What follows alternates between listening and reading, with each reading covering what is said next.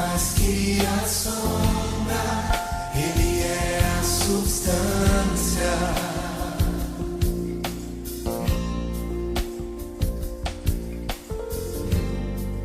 Mais que a lei e os profetas, Ele é a nova aliança.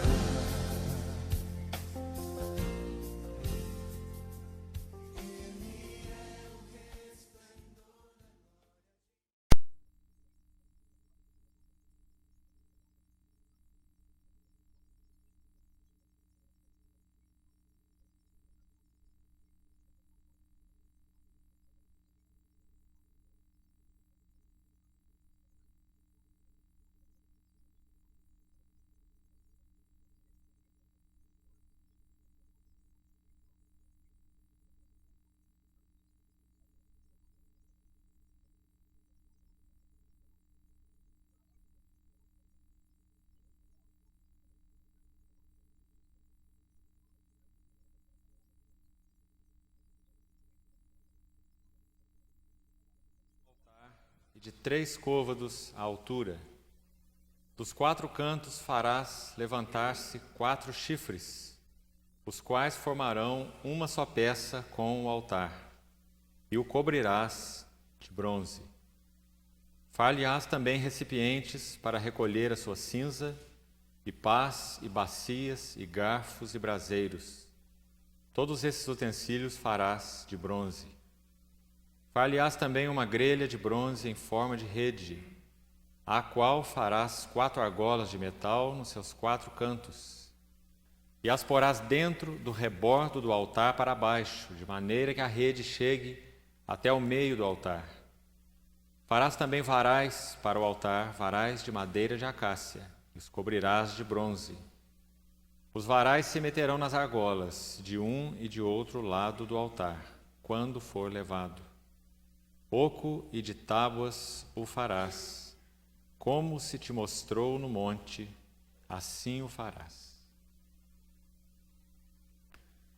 Irmãos, quando iniciávamos no capítulo 25 do livro de Êxodo, as descrições desses móveis do tabernáculo como sendo então representativos de Cristo, da igreja e da relação de Cristo com a igreja, nós falamos para os irmãos que exatamente no capítulo que hoje iniciamos, no seu versículo 19, veja na sua Bíblia, quando ele termina de descrever o átrio do tabernáculo, que não será assunto para hoje, mas para a próxima reunião, ele encerra uma primeira sessão dessa descrição, desde o capítulo 25, começando com a Arca da Aliança e o seu propiciatório, até o capítulo 27, verso 19, a descrição a respeito então do átrio do tabernáculo, onde estava o altar que nós acabamos de ler,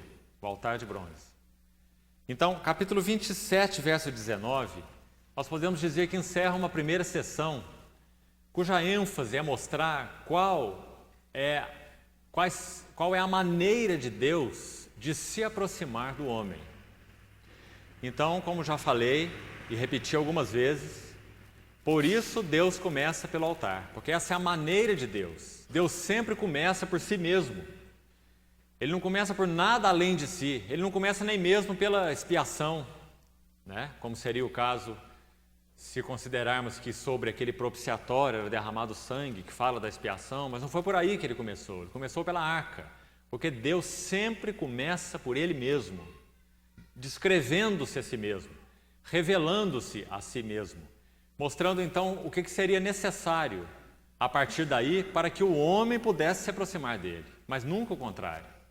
Então, até o capítulo 27, verso 19, Deus se revelando através dos modos pelos quais Ele iria se aproximar para ter comunhão com o homem. A Arca da Aliança, que fala de Cristo, o propiciatório, a mesa, Cristo como pão, o candeeiro, Cristo como luz. Veja que não é descrito o altar de incenso, nós já falamos nisso, pula-se o altar, propositalmente, depois vai para o lado de fora e se fala, como nós vimos agora, no capítulo 27 a respeito do altar. Antes disso, no capítulo 26 sobre as cortinas. Também já vimos as cobertas, né? Então agora no capítulo 27, a partir do verso 1, como você vê aí, o altar de bronze. Depois, se os irmãos olharem apenas ainda para um vislumbre rápido, geral, no capítulo 28, não se continuam descrevendo os móveis. Olha que detalhe interessante, significativo. O capítulo 28 descreve Arão e os seus filhos. E quais seriam então as requisições de Deus para que eles pudessem oficiar perante Deus como sacerdotes? Então olha aí o seu capítulo 28.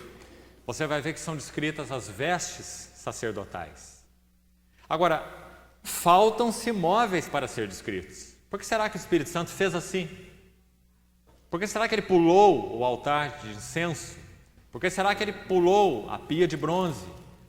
Escreveu alguns móveis até o altar do holocausto, o átrio, e depois ele entrou nas descrições a respeito do serviço sacerdotal, Arão e seus filhos. E prossiga na sua Bíblia para você ver. No capítulo 29, ele vai falar sobre as chamadas cerimônias de consagração. O que deveria ser ritualisticamente feito para que Arão e os seus filhos tivessem condições dadas por Deus, adequadas para manter comunhão com Deus. Porque ninguém, nenhum de nós, nenhum homem, pode manter comunhão com Deus segundo sua própria maneira, né? Seja ela uma maneira religiosa, seja ela uma maneira filosófica, seja ela uma maneira cultural, né? Todos eles seriam caminhos de Caim. Mas há uma maneira de Deus para se manter comunhão com Deus. Assim como Abel entendeu, desde o início. Não é assim? E ofereceu aquele sacrifício de sangue. Aquela diferença tão importante entre o coração de Caim e o coração de Abel. Que fez com que a oferta de um fosse aceita e a oferta de outro não. Porque Abel entendeu que havia uma maneira adequada de se aproximar de Deus que seria baseado na autorrevelação de Deus sobre si mesmo. Então Deus se mostrou no Éden para os seus pais, na sua santidade, na sua pureza, dando ordens específicas para se ter comunhão, dizendo que naquela árvore do conhecimento não deveriam se apropriar, mas deveriam se apropriar da árvore da vida para ter comunhão com Deus pelo caminho da obediência. Abel sabia de tudo isso e sabia que os seus pais tinham desobedecido voluntariamente a Deus.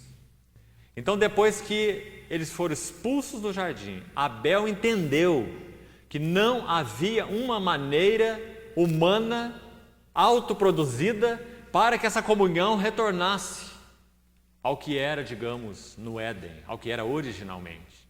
Você consegue ver que Abel viu isso muito bem? Ele viu isso tão bem que ele ofereceu do seu rebanho para Deus. Ele ofereceu aquela vida inocente, sem pecado, derramou sangue, ofereceu as primícias para Deus, mostrando então que não havia outro modo de um homem ter comunhão com Deus, senão através de algo que Deus mesmo deveria fazer, através da oferta de uma vida sem pecado, que a única forma de Deus ser agradado era através de uma vida sem pecado. Por isso ele ofereceu do rebanho. Caim não.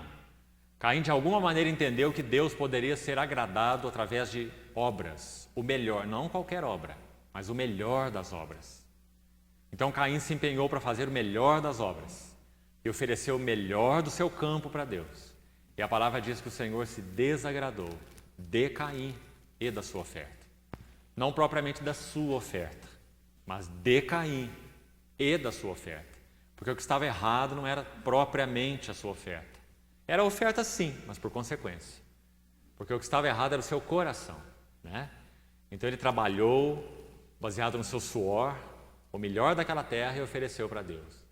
Então o Senhor repreendeu Caim pela sua motivação indigna. Como se Deus pudesse ser agradado a partir de uma história de pecado, com seus pais expulsos do Éden, por qualquer obra então que ele pudesse fazer por si mesmo. Então aqueles dois homens estabeleceram desde o início dois caminhos.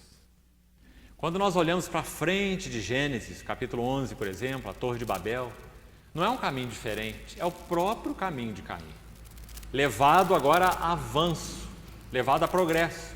Agora os homens estão, não Caim sozinho, mas agora uma sociedade inteira de ímpios, desejando fazer uma torre cujo topo chegue até o céu, para fazer célebre o seu nome. Você vê como o pecado foi então evoluindo através desse caminho de Caim? Foi permeando aquela civilização toda? Então, irmãos, quando nós olhamos essa descrição do êxodo, do tabernáculo, nós podemos dizer que o caminho de Abel está sendo retomado. Não o caminho de Caim, mas o caminho de Abel. Uma adoração a Deus segundo Deus. Então Deus começa descrevendo a si mesmo, através da arca, como já falei. Depois a sua maneira de falar com o homem, propiciatório. Ali virei e ali falarei contigo. Ali, somente ali, porque ali o sangue seria derramado. Não é? Então a maneira de Deus para se ter comunhão com Deus. Não há outra maneira. Então Deus está falando de si e da sua maneira de alcançar o homem, de ter comunhão com o homem. Depois sai-se do lugar santíssimo e se vem para o lugar santo. Então, pães, mesa de pães. O Senhor está dizendo que Ele se faria alimento para o seu povo, né? Ele próprio. Depois se vai para o candelabro. Ele seria a luz do seu povo, porque Ele é a luz da vida, como vimos lá em João, né? A vida estava nele, a vida era a luz dos homens. Depois não é descrito o altar de incenso. Faltou o altar, que é um elemento também do lugar santo. Mas o altar só será descrito quando se houver sacerdotes para se oficiar no altar. Então, primeiro no capítulo 28 são descritos os sacerdotes, Arão, seus filhos. No capítulo 29, como que eles seriam consagrados? Você vai ver sangue sobre a sua orelha direita, dizendo que todos os seus sentidos, não apenas seu ouvido, né, mas o ouvido representativamente de todos os seus sentidos, eles seriam para Deus. Sobre o seu polegar direito, também como representativo da sua mão, todas as suas obras seriam baseadas, né, nessa oferta do sangue, seriam para Deus. Mesma coisa no dedo maior do seu pé direito, como representativo do todo o pé, né? Todos os caminhos deles seriam então caminhos segundo Deus. Então Arão foi ungido, seus filhos foram ungidos. Aí, passe sua Bíblia, capítulo 30, olha o que você vê. Veja como é uma sequência então muito adequada, muito correta. Olha o que você vê no começo do capítulo 30. O altar do incenso, agora sim. Agora tem sacerdotes para adorar, não é? Agora tem pessoas adequadamente preparadas para adorar, porque o altar de incenso não significa outra coisa senão adoração. Irmãos, a mesa de pães não significa adoração. O candelabro não significa adoração. Significam expressões de Deus ao se dar a nós. Ele é nosso pão, Ele é nossa vida. Mesa de pães. Ele é a nossa luz. A vida estava nele, a vida era a luz dos homens, como vimos. Agora o altar de incenso, ele se refere ao caminho oposto. O altar do incenso faz parte daquela descrição agora do que o homem deve fazer para que então, segundo os meios que Deus designou e estabeleceu, ele possa então vir adequadamente se aproximar de Deus. Então o altar de incenso, adoração. Como ele deve adorar? Temos que ir para trás, capítulo 28, capítulo 29, para saber como se prepara para adorar. Então você vai ver o valor do sangue, você vai ver o valor do azeite, né? As vestes. Do contrário, Deus não aceita, né? Então os irmãos vejam que há uma ordem muito definida, não tem nada aleatório aqui. E depois do altar de incenso, o que nós vemos lá? No versículo 17 do capítulo 30. Olha na sua Bíblia. Bacia de bronze. Por que ela não foi descrita em conexão com o altar, que eu acabei de ler lá no capítulo 27? Se eles estavam tão próximos, no mesmo ambiente, no átrio do tabernáculo, estava lá altar e bacia, juntinhos, lá no átrio. Por que eles não foram descritos juntos pelo Espírito Santo? Por causa do mesmo motivo. Porque agora então aqueles sacerdotes, capítulo 28, que foram ungidos, consagrados, capítulo 29, fala-se sobre o altar, mostrando então qual a maneira que eles iriam se aproximar de Deus para adorar, e depois fala-se da bacia, não é? Porque eles precisavam ser purificados e precisavam então queimar incenso adequadamente para poder adorar a Deus. Purificados na bacia, lavados com água, mãos e pés, e depois podiam se chegar ao altar de incenso e queimar incenso. Os irmãos estão vendo como isso é atitude sacerdotal propriamente? Os irmãos vejam que os outros móveis, se é que podemos usar essa palavra, são mais passivos, não é? Não são? A mesa era mexida uma vez por semana apenas, só no sábado, quando se trocava o pão e o sacerdote comia aquele pão, colocava um pão novo. O candelabro, a sua luz era apenas mantida, né? Agora, na bacia de bronze era um lavar diário, contínuo, de manhã e de tarde, mãos e pés. E o altar de incenso era um queimar contínuo de incenso a Deus. São objetos, são móveis que falam muito mais, que têm conexão muito mais com a atitude do homem para com Deus, do que, digamos, propriamente a atitude de Deus para com o homem. Embora, é claro, há uma correlação entre os dois sentidos. Não podemos separá-los. Mas há uma ênfase maior no que o homem deve fazer para se aproximar, lavando-se na pia e queimando incenso no altar. Então isso ficou por último. Depois de se descrever quais eram as pessoas que iriam aproximar. Arão, os seus filhos, dentro do caminho de Deus, designado por Deus, né? Capítulo 28 e capítulo 29.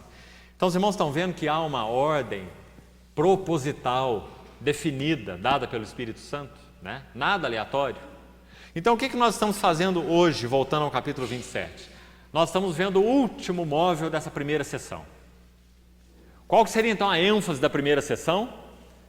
A maneira de Deus ir em busca do homem.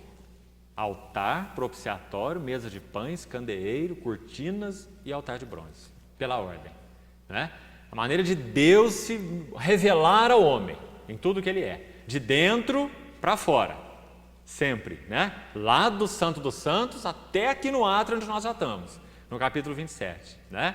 Então, irmãos, se a ênfase é essa, se está correto isso, então nós podemos dizer que capítulo 27, o altar de bronze, ele expressa uma verdade que nós já gastamos aqui muitas reuniões para compartilhar a respeito dela. Seria o móvel lá da ponta. Se nós começamos pelo Santo dos Santos, nós estamos caminhando então de dentro do interior para o exterior, né? Então a gente vai terminar com o último móvel, essa primeira sessão, altar de bronze, o altar do holocausto, falando-nos da tremenda, profunda, imensa verdade da expiação. Então, a descrição dos desejos de Deus de ter comunhão com o homem começou lá no Santo dos Santos, falando da glória dele. Você vê que tudo lá é de ouro. Observe as diferenças de ênfase. Tudo lá é de ouro, não é? E no lugar santo também, não é? A mesa não é de ouro, madeira de acácia revestida de ouro, o candeeiro não é de ouro puro, tudo é ouro lá dentro. Mas aqui fora tudo é bronze, né? Porque lá dentro a ideia é a vida, a natureza e a glória de Deus. Agora aqui fora a ideia é pecado. Para nós tocarmos a vida, a glória, a natureza de Deus, tem um problema prévio. Antes do ouro tem bronze. Não dá para ir direto ao ouro, tem que passar pelo bronze. Não dá para o homem pecador ter comunhão com Deus que é 3 vezes santo. É impossível. Então há um móvel imenso, o maior de todos os móveis do tabernáculo. Esse imenso altar, 5 côvados, 2,5 metros por 2,5 metros mais ou menos, um grande móvel. E 1,5 metro de altura. O dobro da mesa, por exemplo, na altura, né? Um grande móvel, porque ali seriam oferecidos os sacrifícios. Ele se mostrava ali imponente logo que a porta do tabernáculo era aberta. Qualquer judeu que fosse levando seu animalzinho para ser oferecido, quando aquela porta então era aberta, a porta do átrio, aquele móvel enorme de bronze, 4 chifres erguidos em direção ao céu, 4 pontas. Então os animais que eram imolados ali tinham seu sangue derramado e os seus corpos queimados naquele altar. Aquela chocante verdade, há necessidade de derramamento de sangue inocente. Figura do sangue do nosso precioso Senhor. Aquele que não conheceu o pecado, Deus o fez pecado por nós, para que nele nós fôssemos feitos justiça de Deus. Ouro. O ouro do interior do tabernáculo tem a ver com a vida, a glória e a natureza de Deus, sua justiça, seu caráter, sua pureza, né? Agora, no que concerne a nós, a nossa necessidade então é sermos expiados sentido original é tirar a culpa, para que nós possamos tocar a Deus no que Ele é, né? Há um caminho definido. Ninguém entra de qualquer maneira de peito aberto naquele ambiente mais interno. Ele vai ser fulminado, né? Então, irmãos, guardem isso. Os móveis do átrio têm relação com o pecado, especialmente altar e pia. Os móveis do interior da tenda, seja do primeiro ambiente ou do segundo, lugar santo e santo dos santos, tem relação com a glória de Deus. Com a glória de Deus. E os móveis do átrio, relação com o pecado. Por isso, ouro lá dentro, tudo ouro. E aqui fora, tudo bronze. Agora então vamos na Bíblia, vamos na palavra, para procurarmos qual é a base bíblica para isso. Vamos olhar alguns textos então a respeito dessa ênfase, o significado desse bronze. Vamos primeiro em Números 21. Números capítulo 21. Abra por favor sua Bíblia. Números capítulo 21. Vamos ler apenas o versículo 8, porque é um contexto bem conhecido nosso, para ganharmos um pouco de tempo. Números 21, 8, naquela ocasião, o povo já no final dos seus 40 anos de jornada já, que começam a ser descritos no capítulo 20 de Números, finalzinho dos 40 anos no deserto, o povo mais uma vez murmura, se torna impaciente no caminho contra Deus, quando eles estavam rodeando a terra de Edom. E o Senhor judicialmente envia a eles serpentes venenosas. Na expressão aqui da nossa Bíblia, serpentes abrasadoras. Então elas estavam picando o povo e o povo estava morrendo. Então no versículo 7, o povo veio a Moisés e pediu a Deus, muito interessante, ele pediu a Deus, pediu a Moisés que pedisse a Deus que as serpentes fossem tiradas do meio deles. Veja que interessante. Aquelas serpentes, obviamente, a gente vai ler um texto agora muito claro, daqui a pouco, lá em João, você vai ver que essas serpentes, claro, são figuras de Satanás e figuras do próprio pecado, né? Se correspondem. Então, a ideia desse povo era que as serpentes deveriam ser tiradas, né?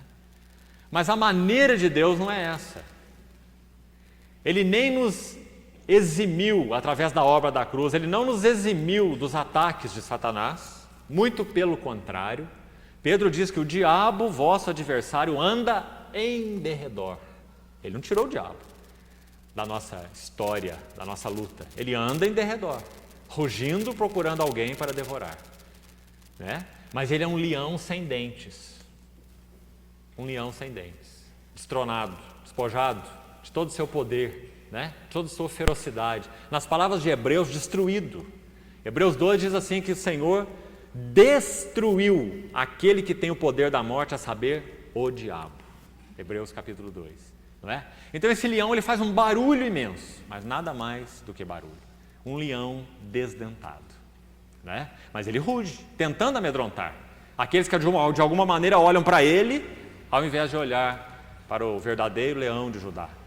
Mas então, nessa correlação, Deus não tirou de nós pela salvação, pela expiação de Cristo, nem Satanás do nosso relacionamento, podemos usar essa palavra, não é? E nem o pecado, como alguns irmãos do passado pregavam erroneamente. Que quando nós nos convertemos, nascemos de novo, o Espírito Santo vem habitar em nós, o pecado ele é erradicado da nossa natureza humana. E nós podemos então entrar numa história pessoal de aperfeiçoamento, de vida com Deus tão imensa, que nós então teremos o pecado completamente banido da nossa natureza. Isso não é uma verdade. Ele sempre permanecerá em nossa carne. Mas da mesma maneira que Satanás, esse senhor chamado pecado, em Romanos 6, ele é chamado de Senhor, ele nos assenhoreia. Enquanto nós não nascemos de novo, não somos habitados pelo Espírito, o pecado nos rege, nos domina. Mas Romanos 6 diz que porque nós morremos com Cristo e ressuscitamos com Ele, então o pecado, esse senhor antigo, não terá domínio. Então se Satanás é um leão desdentado, o pecado é um senhor sem autoridade sobre as nossas vidas. Porque nós não pertencemos mais a esse Senhor. Nós pertencemos a outro. Não é a linguagem de Paulo em Romanos? Estais mortos para pertencerdes a outro, a saber, aquele que ressuscitou por nós, não é? Então, irmãos, essas duas verdades, o diabo e o pecado, elas são expressas de uma maneira muito interessante aqui na tipologia de Números 21. Porque o povo pediu assim, tira de nós essas serpentes, né? Essa poderia ser uma atitude de Deus. Para Deus era muito fácil. Não foi Ele que mandou as serpentes? Era só tirar as serpentes. Mas, irmãos, tudo que Deus fez, em toda a sua história, nos seus tratos com o seu povo, Ele estava apontando para algo mais. Ele estava apontando para aquele verdadeiro cordeiro, para aquela verdadeira expiação, para aquele sacrifício verdadeiro que tiraria o pecado verdadeiro. Aquele era um veneno de serpente, né? Então o Senhor tratou aquilo de uma tal maneira que deixasse clara a maneira como Ele ia tratar o verdadeiro veneno. Porque um veneno de serpente, por mais terrível que ela seja, num deserto, não é nada diante do verdadeiro veneno da verdadeira serpente. Porque esse verdadeiro veneno da verdadeira serpente é capaz de levar o homem ao inferno. Agora, o veneno da serpente do deserto só pode matar a vida física do homem. Mas o veneno dessa serpente espiritual pode conduzir ao inferno aqueles que não se arrependem e que não veem o Salvador. Então, como na mente de Deus tudo aponta para Cristo, Ele não tirou as serpentes. Mas Ele falou, Moisés, a minha maneira é a seguinte, faça uma serpente. Veja que coisa mais linda. Levanta uma serpente, Números 21, 8. Disse o Senhor a Moisés, faze uma serpente abrasadora. Literalmente uma serpente de bronze ou de cobre, porque o bronze tem relação com o pecado nas Escrituras, né? Então eu estou citando um exemplo para os irmãos. Faze uma serpente abrasadora, põe-na sobre uma haste. Será que é a figura mais clara do Senhor Jesus crucificado? Lembra o que Ele disse em João? Eu, quando for levantado da terra, a todos atrairei a mim mesmo. E há um versículo ainda muito mais claro, que o Senhor Jesus mesmo usou no Evangelho de João, trazendo para os seus próprios lábios essa verdade, essas palavras de Números. E nós precisamos ver, vamos ver. Nós vamos terminar primeiro aqui. Faze uma serpente abrasadora, põe-na sobre uma haste. Veja que interessante, irmãos. Que coisa mais linda no sentido da tipologia, né? Por que Deus fez dessa maneira? E será que, preste atenção nas palavras, uma serpente de bronze sobre uma haste, guarde 3 coisas aqui. E agora, por último, todo mordido que olhar ou que a mirar viverá. Então faz uma serpente de bronze, põe-na sobre uma haste e todo mordido que olhar para ela viverá. Agora vamos ver como o próprio Senhor Jesus, o próprio autor dessas palavras, né? O Espírito de Cristo, que estava então nesses escritores do Antigo Testamento. Vamos ver lá em João, como o próprio Senhor Jesus interpreta esta escritura. João capítulo 3, quando ele está terminando sua conversa com Nicodemos, aquele fariseu, que entendia muito bem de todo esse assunto, porque era um homem da lei, né? Então, quando ele está terminando a sua conversa com Nicodemos, no capítulo 3, verso 12, ele diz assim, se, tratando de coisas terrenas, não me credes, como crereis se vos falar das celestiais? Ora, ninguém subiu ao céu, senão aquele que de lá desceu, a saber, o Filho do homem que está no céu. Agora, o verso 14. Veja que é o Senhor Jesus quem está dizendo. E do modo por que Moisés levantou a serpente no deserto. Nosso Senhor está dizendo que aquilo era tipológico. Nós não estamos dizendo, Ele que está. Do modo por que Moisés levantou a serpente no deserto. Assim, então ele está fazendo analogia. Assim importa que o Filho do homem seja levantado. Então lá você tem uma serpente abrasadora. Vamos ver como o Senhor Jesus interpretou o tipo. Lá, Números, serpente abrasadora. Aqui em João, Filho do homem. Os dois se correspondem, ou não? Serpente abrasadora lá, Filho do homem aqui. O Filho do homem seja levantado. Claro, ele está se referindo à cruz, não é? Então aqui, a cruz. Lá, uma haste. Tá certo? Agora de novo, por último. Aqui, verso 15. Para todo o que nele crê, tem a vida eterna. Então aqui, crer. Lá em Números 21, olhar. Mirar. Todo o que mirar, viverá.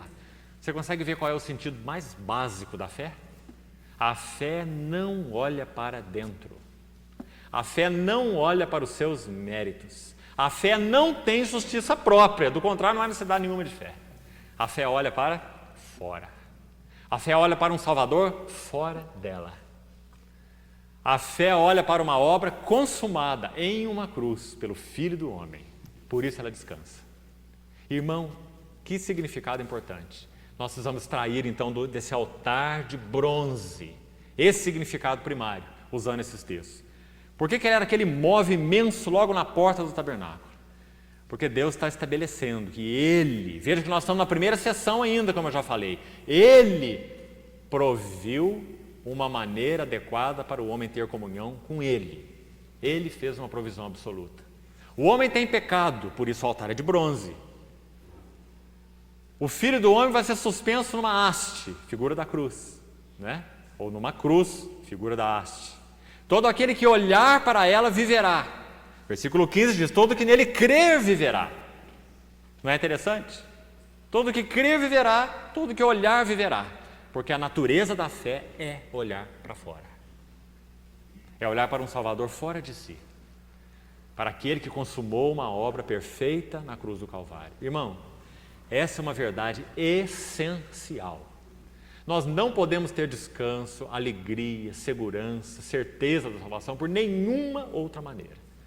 Não podemos ter paz, a não ser que nós estejamos vendo o Filho do Homem levantado na cruz, olhando para Ele fixamente, como diz o livro de Hebreus, olhando firmemente para Jesus, o autor e consumador da fé. Veja, olhando, autor e consumador da fé. Olhar na Bíblia tem relação com crer, né? Assim como estamos vendo aí, nesses dois textos. Então a fé sempre olha para fora, para um substituto fora de nós, além de nós. Paulo em Filipenses 3, ele diz assim, não tendo justiça própria, que procede da lei, mas a justiça que procede da fé, que é baseada na fé. Lembra? E se houve alguém nessa terra que procurou uma justiça própria, baseada nas obras da lei, esse homem foi Saulo de Tarso. Se nós achamos que nós éramos religiosos antes de nos convertermos ao Senhor, acho que nós podemos juntar todos nós e nos chegaríamos aos pés do Saulo de Tarso. Aquele homem era religioso, fariseu de fariseu, hebreu de hebreus, quanto à lei, fariseu, circuncidado ao 8º dia, um homem irrepreensível nos preceitos da lei. Quando vê qual o significado então da cruz de Cristo e o que ele pôde alcançar nessa tentativa de se auto-justificar, ele não consegue fazer outra comparação, senão aquela que ele faz lá, Filipenses 3. Ele diz assim, olha, quando eu vi esse Filho do Homem levantado na haste, deveras considero tudo como esterco, para ganhar a Cristo e ser achado nele, não tendo justiça própria. Os irmãos estão vendo para Paulo o tamanho desse altar de bronze, né? Logo na porta do tabernáculo, como era grande para ele. Irmãos, a nossa medida de apropriação de todos os outros que se seguem, já que o altar de bronze é o primeiro, a pia vem depois, pela ordem dessa jornada, né, de fora para dentro, depois lá dentro candeeiro, mesa, altar, até chegar na Arca da Aliança. O valor de todos esses outros elementos para nós sempre será dependente da nossa apreciação desse primeiro móvel, o altar de bronze. Sempre será dependente. Nós não podemos avaliar adequadamente o valor dos outros, a não ser que vejamos bem o valor desse, porque tudo começa por aí. Mas ele só é descrito agora porque Deus não começa pela expiação, como eu falei. Ele começa por si mesmo. Ele vai falar de pecado depois, mas primeiro ele fala dele mesmo, ele fala da sua glória, para que então o homem entenda por que ele precisa de um altar de bronze. Os irmãos compreendem isso? Primeiro Deus tem que falar dele como ouro, sua pureza, sua dignidade, sua exaltação, seu valor, sua justiça, para que então o homem saiba por que ele precisa de um altar de bronze, não de ouro, mas de bronze, porque ele é pecador. E como Deus faria então provisão, né? Então, esse texto de João 3 é muito claro, quando interpreta essa tipologia do bronze. Vamos a mais um texto em Apocalipse. Apocalipse capítulo 1. Queria mostrar um detalhe para os irmãos aqui, correlacionado a questão do tabernáculo que eu acabei de citar, a questão do ouro lá no interior e do bronze lá do lado de fora. Veja que coisa interessante.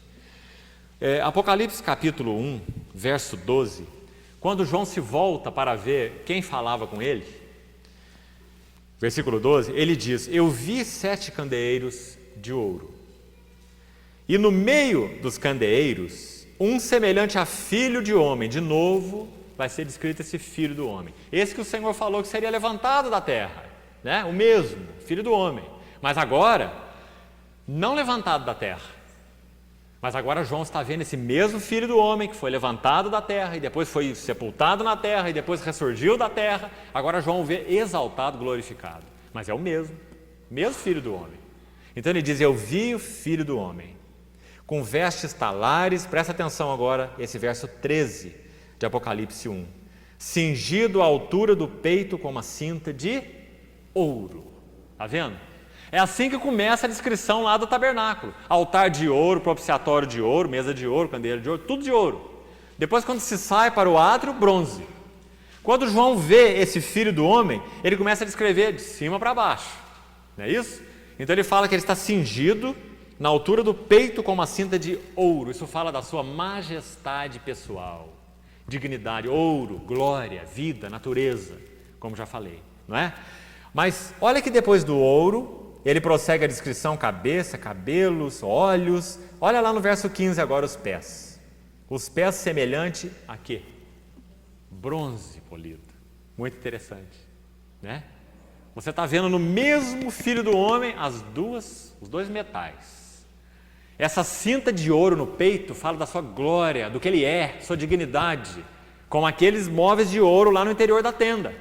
Mas esse pé de bronze mostra que para que ele pudesse ter comunhão com aqueles que ele comprou, com aqueles com os quais ele caminhou, para que ele pudesse ter comunhão com eles, ele deveria ser feito oferta pelo nosso pecado. Por isso os pés dele são de bronze polido, e aqui vai explicar o que é isso, como que refinado numa fornalha. No que se refere ao Senhor Jesus, isso aqui fala dos seus sofrimentos, isso aqui fala da sua morte, isso aqui fala da sua cruz. Bronze refinado numa fornalha, né? Então, mais uma vez, os irmãos estão vendo a tipologia do bronze, como ela tem relação com purificação. Bronze refinado, né? Relação com purificação, relação com pecado. Irmãos, essa primeira ideia do altar é importante nós guardarmos. Nunca perdemos essa primeira ênfase. O bronze tem relação com o pecado. No que concerne a nós, a primeira necessidade nossa é vermos o tamanho de Cristo, como aquele que se fez oferta pelo nosso pecado. Esse texto que tantas vezes eu já citei aqui, queria que você abrisse 2 Coríntios capítulo 5, abra por favor sua Bíblia. 2 Coríntios 5, 21. Irmão, que rico verso na interpretação dessa tipologia. Paulo está falando sobre o evangelho que ele pregava como embaixador de Deus, né? Dizendo: rogamo-vos como embaixadores de Deus, que vos reconcilieis com Deus. Ele fala assim no verso 20. Aí no verso 21 ele mostra qual é a única maneira de reconciliação. Tão tremendo esse verso. Ele diz assim: aquele, craseado, aquele, se referindo ao nosso Senhor, aquele que não conheceu pecado, né?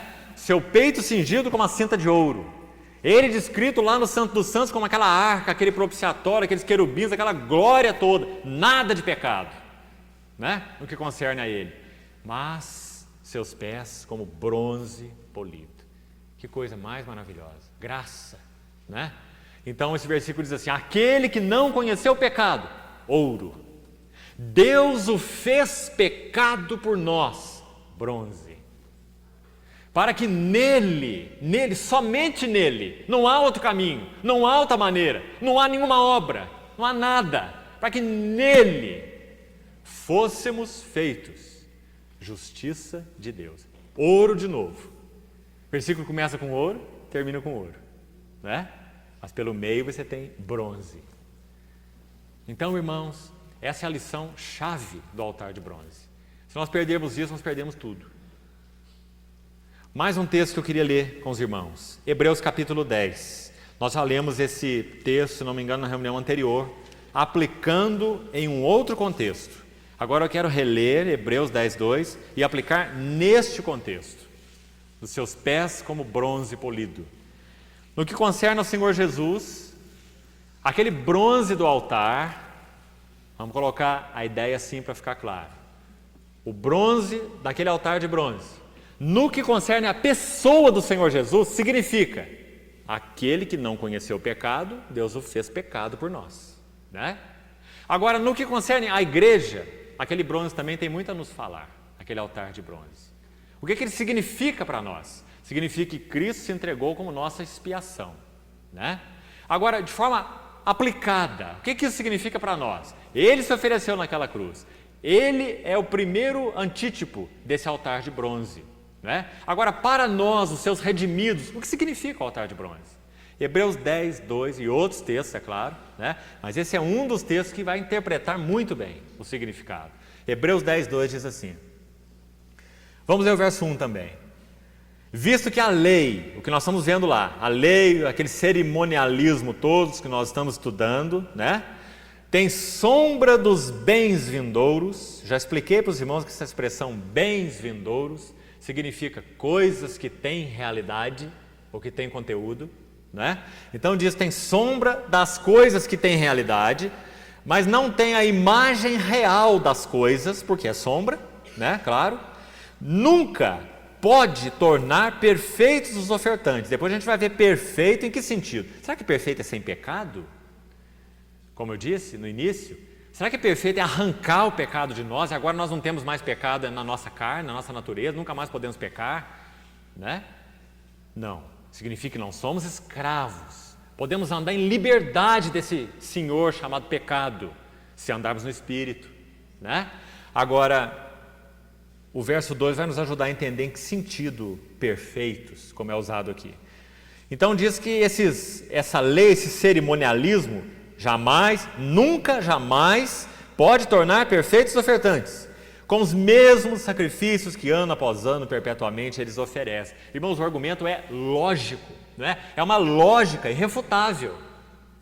O Espírito Santo está usando o autor de Hebreus com essa lógica, né? Dizendo assim, olha, se aqueles sacrifícios fossem perfeitos, por que tinham que ser repetidos?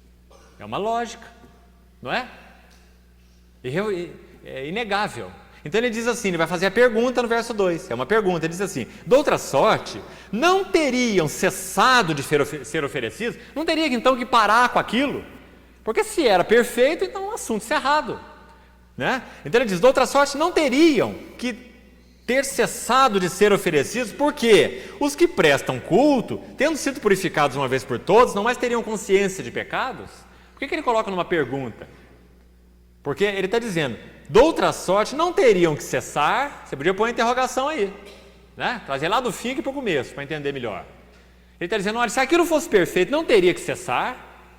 Teria, claro, não é? Não cessou porque não é perfeito. Não cessou porque estava aguardando o perfeito, né?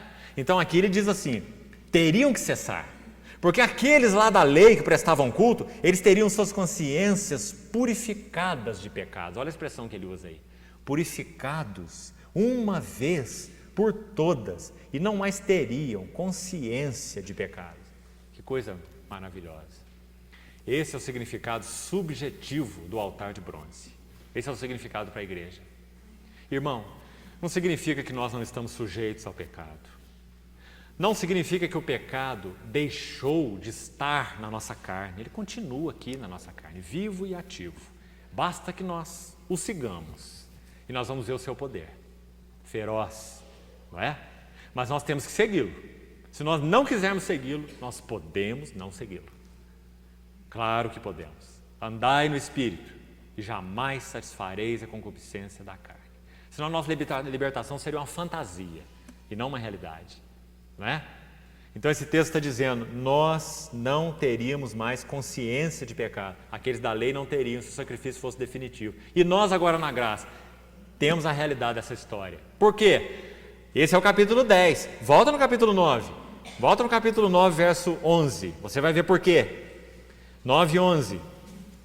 Quando, porém, veio Cristo, não é um bode, um ovelhinho, um touro, qualquer coisa que é levada lá, mas Cristo, não é? Que é a imagem real, como fala no capítulo 10, verso 1, imagem real, né? Como sumo sacerdote dos bens já realizados, bens que têm conteúdo, que têm realidade, né? Nosso Senhor não veio morrer de uma forma simbólica, não é? Ele não veio morrer de uma forma transitória. Ele veio morrer como aquele sumo sacerdote dos bens já realizados. Numa expressão melhor, mais clara, no nosso português, bens que têm realidade, paralela àquela que eu citei lá de Hebreus 10. Né? Então Cristo é sumo sacerdote dos bens reais, mediante o maior e mais perfeito tabernáculo. Que tabernáculo é esse? O seu próprio corpo. O Verbo se fez carne e tabernaculou entre nós. A palavra grega usada lá é correlato da palavra hebraica para tabernáculo. Devia ser traduzido assim. E o Verbo se fez carne e tabernaculou entre nós, porque o seu corpo é o verdadeiro tabernáculo, não é? Então ele veio mediante o maior e mais perfeito tabernáculo, não feito por mãos. Quem que fez o corpo de Cristo? Nós sabemos quem que fez o tabernáculo, sabemos? Moisés e aqueles homens que o Espírito Santo capacitou para isso. Mas quem que fez o corpo de Cristo? Sacrifício e oferta não quiseste, antes um corpo me preparaste. Quem que preparou o corpo do nosso Senhor? Deus, o Espírito Santo, no ventre de Maria, não é? Então esse é o maior e mais perfeito tabernáculo, não feito por mãos, quer dizer, não desta criação. Ele não é filho de Adão, não é? Ele não foi criado, ele não é desta criação. Não por meio de sangue de bodes e de bezerros. Jesus nunca usou sangue de bode e de bezerro, né? Ele não era sacerdote, não era filho de Levi, mas pelo seu próprio sangue. Que coisa esse livro de Hebreus, né? Que peso tem essas palavras desse maravilhoso livro, né? Quando ele interpreta a tipologia. Então ele diz, pelo seu próprio sangue, entrou no Santo dos Santos. Olha aí, o objeto do nosso estudo. É exatamente o que estamos vendo, né? Então está dizendo que ele entrou pelo seu sangue, olha lá, uma vez por todas, tendo obtido eterna redenção. Agora o verso 13. Se o sangue de bode e de touros e a cinza de uma novilha aspergida sobre os contaminados o santifica, quanto à purificação externa da carne, carne física mesmo. Ele está comparando, né? Havia uma ordenação no capítulo, se não me engano, 19 de Números, a respeito daquela chamada bezerra ruiva, ou novilha vermelha, não é? Que havia um cerimonial todo ali para que aquela novilha era morta, reduzida a cinza, seu sangue oferecido, misturado com água, etc. E todos os contaminados que tocavam o corpo morto, leprosos, eles eram aspergidos pelo sacerdote com aquela água. Então, Moisés, o autor de Hebreus está se referindo a essa ordenação de Moisés. Está dizendo, aquela água os purificava quanto à carne. Aí ele compara agora no versículo 14, qual é a realidade? Muito mais o sangue de Cristo, que pelo Espírito eterno a si mesmo se ofereceu sem mácula a Deus, purificará, olha aí, a mesma expressão do capítulo 10, purificará a nossa consciência. Né? Esse é o valor do altar de bronze para nós, igreja. Purificará a nossa consciência de obras mortas, caminho de Caim. Tudo que nós fazemos para tentar ser aceitos por Deus, para tentar sermos justificados, é obra mal cheirosa, morta, porque ofende o que Cristo fez. Se houvesse qualquer tipo de obra que nos justificasse, Cristo não precisava morrer. Deus se revelaria do céu e diria assim, olha, vocês pecaram, filhos de Adão, pecaram lá no Éden, pecaram nos seus pais, mas há um caminho aqui, o caminho é esse, olha, pratiquem a lei, observe os mandamentos, faça isso, coma isso, não coma aquilo, né? Ande dessa maneira, não ande daquela maneira. Se houvesse qualquer caminho, não precisava de uma morte tão tremenda do Filho de Deus, inculpável, uma separação tão angustiante, tão real, não é? Daquele filho que sempre esteve em comunhão com o Pai por toda a eternidade. Então, o versículo 14 diz, purificará nossa consciência de obras mortas. Irmãos, nós não precisamos ser purificados apenas de pecados, não. Nós precisamos ser purificados de obras mortas. Tudo o que fazemos para de alguma maneira tentar alcançar valor diante de Deus. aceitação diante de Deus. Parece que não, mas isso permeia o nosso caminhar o dia todo. Nós somos tentados a todo momento em orar a Deus, adorar a Deus, ter comunhão com Deus, baseado no que fazemos ou não fazemos, né? Isso sempre ofende o valor da obra de Cristo. Por isso que diz que o seu sangue purificará nossa consciência de obras mortas, para servirmos ou adorarmos. A palavra é a mesma, né? Para chegar lá no altar de incenso, ao lugar da adoração, primeiro tem um altar de bronze. Primeiro tem que ter uma consciência pura. Para quando você vá adorar, você não entra em barganha com Deus. Está vendo um dos sentidos das obras mortas? Nós somos negociantes natos. O pecado nos tornou negociantes, barganhadores. Então nós temos uma tentação enorme de nos relacionarmos com Deus assim. O que nos humilha não é a lei, o que nos humilha é a graça. Porque a graça diz assim: você é inútil, para nada serve. Você foi aceito pela minha graça no meu Filho. Não é? Então isso é o que nos humilha, é a graça, não é a lei. A lei levanta dentro de nós o desejo de corresponder, mas a graça nos leva ao pó. Não é? Nada somos. Então, versículo 14 diz: purificados de obras mortas, para adorarmos o Deus vivo. Versículo 14. Esse é o sentido do altar de bronze para nós, para as nossas consciências, como igreja. Agora, um último sentido que eu queria colocar para nós encerrarmos por hoje. Capítulo 8 de Hebreus ainda. Vamos ficar nesse livro tão tremendo, na interpretação desses tipos todos. Olha o que diz o capítulo 8. Vamos ler versos 10, 11 e 12. Preste bem atenção. De novo, Hebreus é o livro dos contrastes, sempre contrastando, tipo e antítipo, velho e novo, né? Então aqui mais uma vez ele contrasta a velha aliança com a nova. Hebreus 8:10 diz assim: esta é a aliança que firmarei com a casa de Israel depois daqueles dias, diz o Senhor. Que dias? Dias nos quais o Senhor firmou uma primeira aliança com eles, no verso 9 está escrito, mas eles não continuaram na minha aliança e eu não atentei para eles. Olha aí, final do verso 9. Então o Senhor está dizendo, depois daqueles dias, né, eu firmarei uma aliança com a casa de Israel, diz o Senhor. Qual aliança? Nas suas mentes, não em tábuas de pedra, como foi lá no Monte Sinai, mas nas suas mentes imprimirei as minhas leis.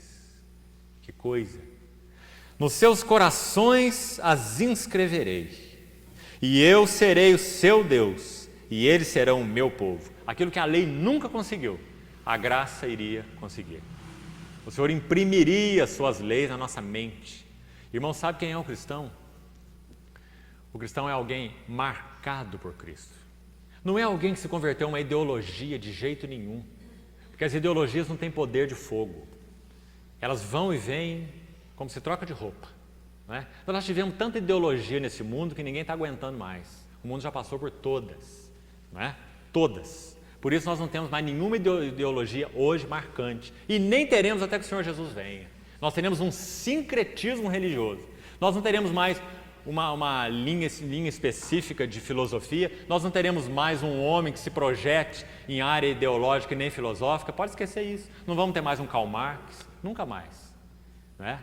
Isso já era, isso já está esgotado, não é? O homem já está cansado. Nós vamos ter um sincretismo religioso que vai culminar na pessoa do anticristo e do falso profeta, não é? Mas esse versículo 10 diz que tudo que a lei então não conseguiu e nenhuma ideologia conseguiu, a graça em Cristo iria conseguir. Nas suas mentes imprimirei minhas leis, nos seus corações inscreverei. Serei o seu Deus, eles serão o meu povo. Unidade, né? Comunhão. E não ensinará jamais cada um o seu próximo, cada um o seu irmão, dizendo, conhece ao Senhor, porque todos me conhecerão. Nós não precisaríamos mais de intermediários para nos explicar quem é Deus, como se vive com Deus, como se anda com Deus. Alguém que esteja do nosso lado, sem o qual nós não conseguimos conhecer a Deus sem Ele, não conseguimos andar com Deus sem Ele, nada disso. Cada um de nós será um sacerdote responsável diante de Deus. Não ensinará jamais cada um o seu próximo. né? Todos me conhecerão, desde o menor até o maior. E agora onde eu queria chegar no verso 12. Pois para com as suas iniquidades usarei de misericórdia, e dos seus pecados jamais me lembrarei. De novo, mais um versículo sobre o significado subjetivo do altar de bronze. O significado objetivo é a cruz de Cristo. Do modo porque Moisés levantou a serpente, o Filho do Homem será levantado. Expiação. Isso foi ele que fez, não fomos nós. Agora, qual o resultado do que ele fez para nós? Nossa consciência vai ser purificada de pecados, Hebreus 10, purificada de obras mortas, Hebreus 9. Nunca mais cederemos à tentação de fazer nada para sermos justificados. Muito pelo contrário, adoraremos a Deus, porque somos os seus justificados, pelo que o seu Filho fez. E que mais? Hebreus 8. Por causa da eficácia desse altar de bronze real, a cruz de Cristo, nós devemos aprender a nos esquecer do que o Senhor esquece. Nós precisamos lembrar de esquecer os nossos pecados. Nós estamos sempre lembrando de lembrá-los. Hebreus 8 nos ordena lembrar de esquecê-los, né? Para com as suas iniquidades usarei de misericórdia, dos seus pecados jamais me lembrarei. Nós temos um Deus santo, santo, santo, e não um velho caduco. E como Deus santo, santo e santo, Ele não pode esquecer de nada, rigorosamente falando. Ele conhece muito bem todos os nossos pecados. Não conhece? Ou sabe que Deus tem falta de memória?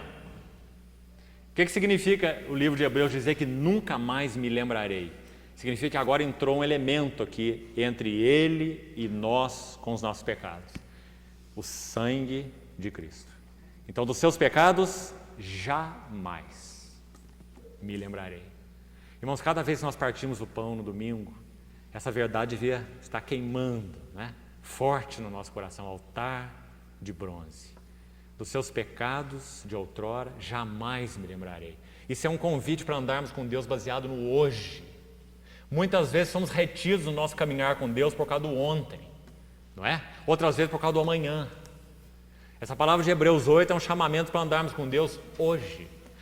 Hoje é uma das palavras mais importantes do livro de Hebreus. Exortai-vos mutuamente durante o tempo que se chama hoje. Jesus Cristo é o mesmo ontem, hoje, e o será para sempre. Hoje é uma palavra-chave em Hebreus, né? No seu sentido espiritual. Hoje significa esse hoje eterno, esse hoje que não tem tempo, esse hoje que é, não é? O Senhor Jesus morreu, ressuscitou e Ele é esse hoje diante de Deus. Seu sangue está lá, vivo, novo, fresco. Não tem memória de pecados, né? Não tem trato passado, não tem trato futuro, tem trato presente. Mateus capítulo 6, o Senhor Jesus nos ensina isso, em outras palavras. Basta ao dia o seu próprio mal. É um encorajamento para andarmos no hoje, não é? Então, irmãos, o altar de bronze, ele tem esse sentido, olhando agora para o nosso lado, né, o lado da igreja, tão importante. Nós não poderemos avançar com Deus se na nossa, já que nós somos homens, né, e na nossa história no tabernáculo, nós andamos de fora para dentro, né? Nós estamos vendo o método de Deus, então vai lá, de dentro para fora, porque é Deus que está se revelando, é isso? Então é a arca primeiro, é propiciatória, etc. Mas nós somos homens, não somos Deus. Então quando nós vamos caminhar em direção a Deus, nós não começamos Santo dos Santos, nós começamos de fora, não é? Então lembre-se que a hora que você abre a porta, primeira coisa que você vê, o altar do bronze. Primeira verdade que você vê, eu sou um pecador, irremediável, desesperançado, mas o Filho do Homem foi levantado, né? Então o livro de Hebreus de novo vai nos dizer assim, tendo ousadia para entrar, até mesmo lá no Santo dos Santos, né? Pelo sangue de Jesus, novo e vivo caminho que Ele nos consagrou. Então essa é a verdade mais fundamental sobre o altar do holocausto. Há outras verdades. Quem sabe na próxima reunião a gente pode avançar um pouco mais. A verdade dos 4 chifres, a verdade das cinzas, mas essa é a verdade fundamental. Por isso nós gastamos toda essa reunião em torno dela. O Senhor ajude você, irmão, a ver com clareza qual o estado atual da tua consciência. Será que a sua consciência está presa a algo do passado? Será? Será que esse algo do passado te amargura, tortura, angustia, deprime? Será? Se isso está acontecendo, a cruz de Cristo está sendo ofendida. O que você deve fazer? Mais um elemento para te deprimir mais ainda. Olha, eu já estou retido a coisas do passado, agora estou entendendo que essas coisas do passado ofendem a cruz de Cristo, agora estou mais um problema. Não é? Enorme. Eu estou ofendendo a beleza da cruz de Cristo. A pessoa deprimida é assim. Não é? Então, irmão, o que você tem que fazer é simplesmente olhar para Ele e dizer: Senhor, eu quero te pedir que a eficácia desse precioso sangue opere na minha consciência o que Ele, sangue, tem poder de fazer por Ele mesmo. Eu não preciso de lavagem cerebral, pensamento positivo, não.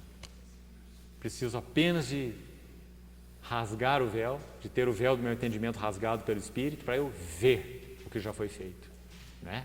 E essa visão tem poder de nos sarar, libertar.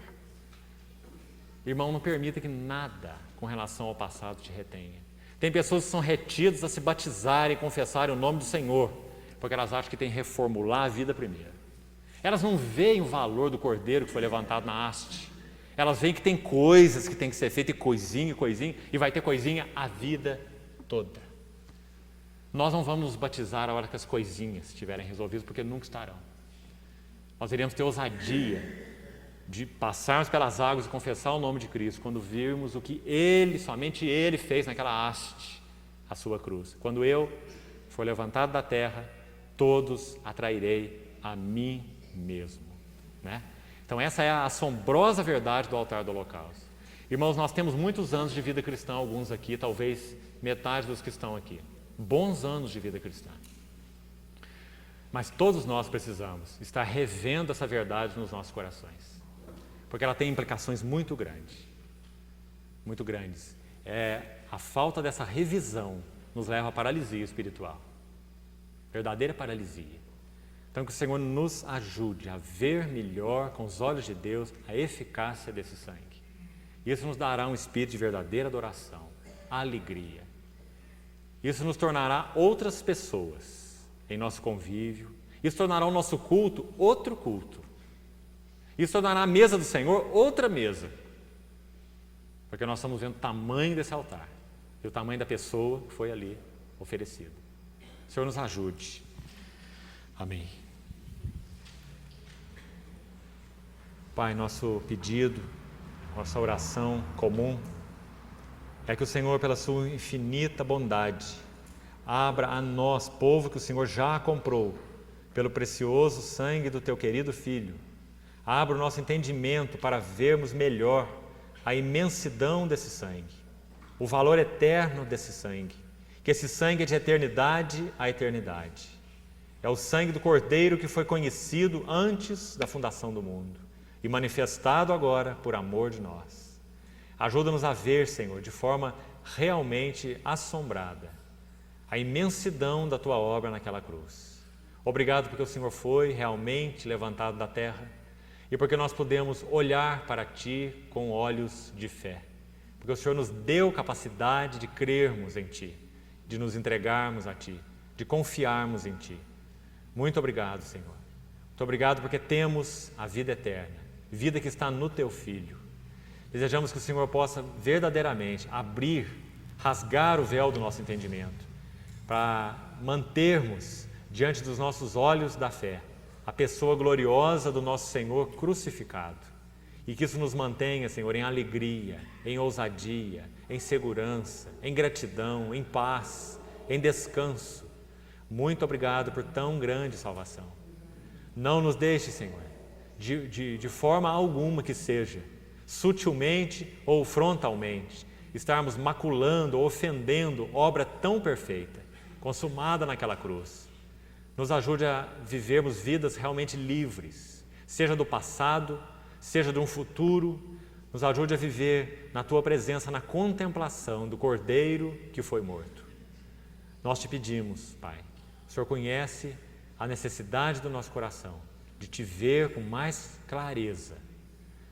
E nós oramos confiados, certos, de que o Senhor responde às nossas orações, na pessoa do Teu Filho. Em nome do Senhor Jesus. Amém.